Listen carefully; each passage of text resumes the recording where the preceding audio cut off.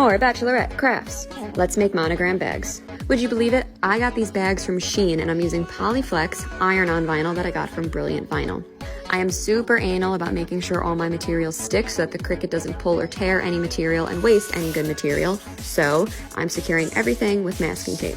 I like to weed a little bit before unloading my mat to make sure I'm not going to have to do a second cut, because once you unload the mat, you can't do a second cut.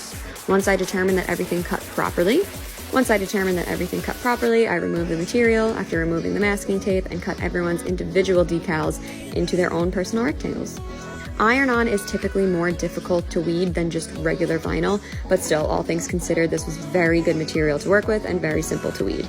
I did have some difficulty with certain letters like the G and F and S, any letter that has like an indent instead of just being a straightforward letter, but overall still worked very well.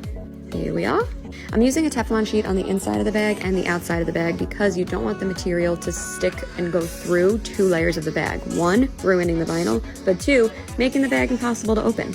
Once I figure out the placement, I iron it on down. You have to read the instructions for the specific vinyl that you buy. Some of them say it needs to be a cool peel, which means you don't peel the transfer tape until the material has cooled down, but some say it's a hot peel. Mine didn't say, so I did a hot peel because I'm impatient, but it worked out perfectly.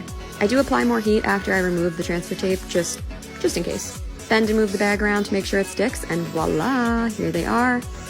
Now for the bride and for some glitter. This is Cricut brand, so I did iron-on plus, and I did discover after my first round of weeding that I had to cut twice.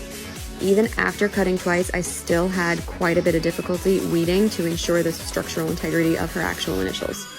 I again wound up using my hands and fingers, putting pressure on the letter to make sure the letter stayed. It was definitely a hassle. Of all the projects I did for the bachelorette party, this one specific part of this project absolutely took the longest. This was truly back-breaking work. And I don't care what anyone says. Making funny faces, making noises, and yelling at inanimate objects 100% makes the process go better. I know that Cricut materials typically do require that cool peel, so I made sure it cooled down before peeling. Again, applying heat after I remove the tape. I don't know if it actually works, but it's what I do. But all in all, it worked out perfectly.